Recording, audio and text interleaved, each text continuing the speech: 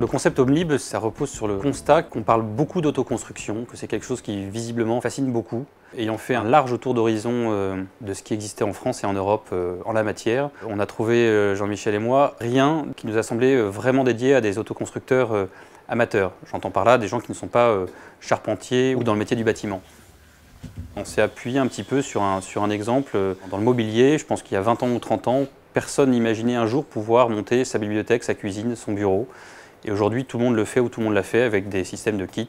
Et on s'est dit, qu'est-ce qui empêcherait d'adapter ça à une maison? Une vraie maison d'architecte avec des performances thermiques élevées et rendre ça possible au plus grand nombre. Le point central du cahier des charges, concevoir une maison en autoconstruction, accessible financièrement et qui puisse être montée par des gens qui ne sont pas du métier en fait. Capables de construire la maison sans avoir de moyens de levage. L'idée c'était de faire quelque chose d'extrêmement compacté, dans lequel on pouvait à la fois respecter les normes handicapées, tout en ayant quelque chose de très ramassé, donc aussi efficace pour des questions thermiques, tout en essayant de respecter toujours des systèmes extrêmement simples à mettre en œuvre. Donc la maison Homelib, on arrive en général sur des fondations qui ont déjà été réalisées par une entreprise de maçonnerie, donc soit une dalle béton classique, soit des plots en béton, soit encore des pieux métalliques. Et là on va arriver pour poser la dalle plancher, qui est une structure bois isolée par ouate de cellulose. La deuxième intervention consiste à dresser ces panneaux de bois massif qui constituent les murs de la maison, à les assembler les uns les autres et à venir par emboîtement intégrer les précadres des fenêtres, sans doute la phase la plus ludique et spectaculaire de l'opération. Dans les choix constructifs, c'est vrai qu'il y avait l'idée de l'autoconstruction, il y avait aussi une notion, c'est que ça soit ludique. L'idée qu'on a des petits éléments qu'on vient assembler, on arrive à construire comme ça, qu'on n'ait pas d'éléments à recouper. Et c'est vrai que cette notion-là d'être ludique, c'était important.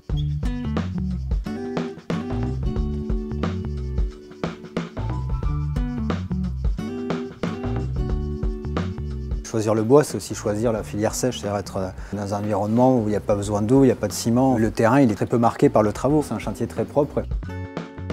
On a misé vraiment sur ce mode constructif, des panneaux de bois massif lamellé-collé. Partant de ce concept-là, on a pu faire fabriquer des panneaux manuportables avec un système d'assemblage vraiment inédit et surtout inédit en France. Ce qui apparaît comme une évidence chez les Allemands ou les Autrichiens en termes de mode constructif, c'est-à-dire des panneaux de bois massif isolés par l'extérieur, apparaît aujourd'hui encore un peu marginal en France. Et nous, on a résolument pris le parti de dire on va prendre ce qui se fait de mieux actuellement dans la construction bois. Effectivement, on est allé chercher du côté de l'Allemagne ou de l'Autriche.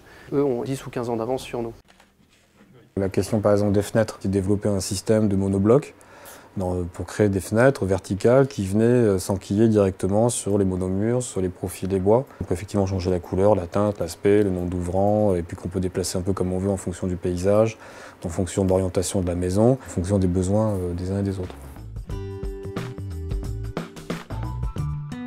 Ensuite, si la maison a un étage, on va monter l'étage, donc c'est souvent la partie la plus délicate. On va monter les murs de refend, on va installer le plancher de l'étage, duquel on va installer la deuxième partie des murs qui correspondent aux murs supérieurs de l'étage. Étape suivante, c'est la partie charpente qu'on a simplifiée à l'extrême avec des panneaux isolants extrêmement légers et rigides qu'on vient reposer sur nos murs de refend. Grande satisfaction de voir cette enveloppe se fermer et donner une forme réellement de maison. Une opération qui se réalise assez vite en 2 ou 3 jours. Cinquième étape, on va faire l'isolation des murs. Donc l'isolation se fait par l'extérieur, par panneaux de fibres de bois qui sont directement vissés dans les murs.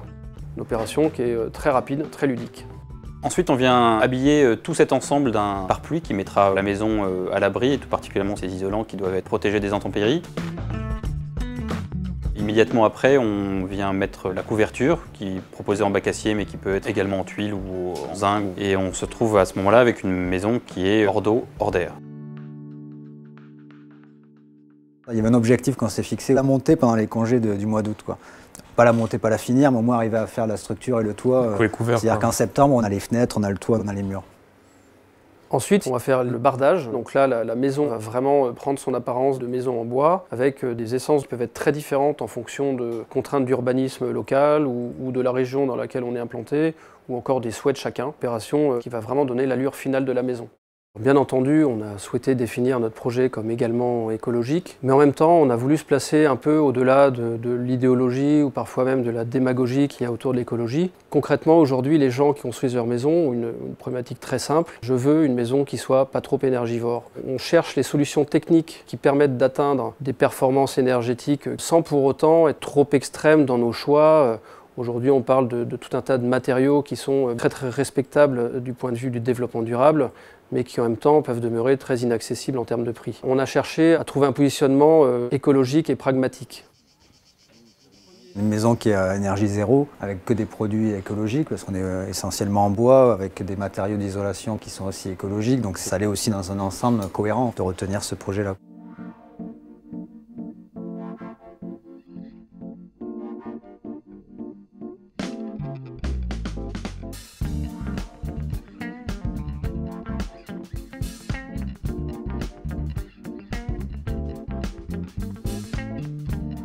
À partir du module de base qui fait à peu près une centaine de mètres carrés avec un étage, on l'a décliné en plusieurs modules qui vont de la toute petite maison en plein pied de 50 ou 75 mètres carrés jusqu'à une maison avec un étage qui va jusqu'à 180-200 mètres carrés. Sachant qu'on reste toujours sur le même principe constructif, une conception complètement modulaire, donc on repart à chaque fois des mêmes modules, ce qui nous permet évidemment de faire des économies d'échelle. À partir de ces modules qui sont prédéterminés, on s'adapte à chaque projet. Chaque personne qui vient nous voir avec un projet de construction a déjà plus ou moins élaboré ses plans, veut sa cuisine ouverte ou non sur le séjour, veut des grandes chambres ou des petites chambres, des grands espaces, plus ou moins de baies vitrées. Tout ça évidemment est complètement modulable. On peut adapter notre schéma au plan de chacun. Nous, on a pris énormément de plaisir au cours de quelques semaines à voir se dresser les murs de notre maison. Encore une fois, avec une très forte symbolique, une image vraiment enthousiasmante et dont on est fier. Et je pense que cette fierté, c'est aussi un des symboles de notre projet. On imagine que nos clients se reconnaîtront.